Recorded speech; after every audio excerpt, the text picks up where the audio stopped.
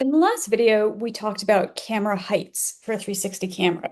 So here's two exceptions for when you don't want it to be at eye height or realistic height with most of your users.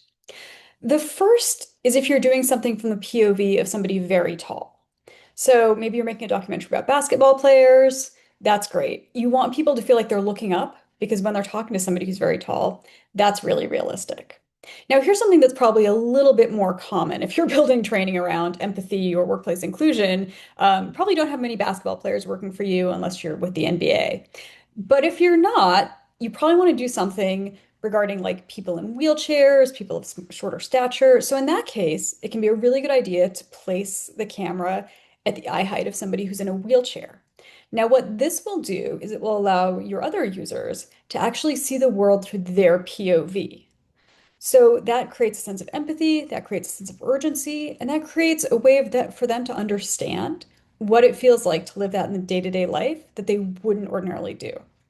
There's one other thing you can do when the camera angle is slightly shorter, and that's when you want to create a sense that somebody is just being looked down on just a little bit.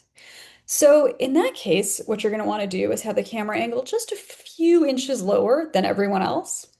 And what that's going to do is it's going to create this feeling of like everyone's kind of looking down on you. Everyone's kind of towering over you just a little bit. And that's going to throw people off guard. So if you're building a piece around inclusion or exclusion or something like that, that's a really powerful, sort of sneaky, hidden thing to deploy to make people feel like they're a little bit less than.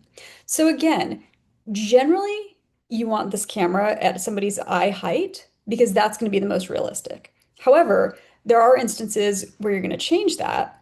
But the one thing you always need to keep in mind is the position of the camera and how that needs to be realistic. And that's something we'll talk about in the next video.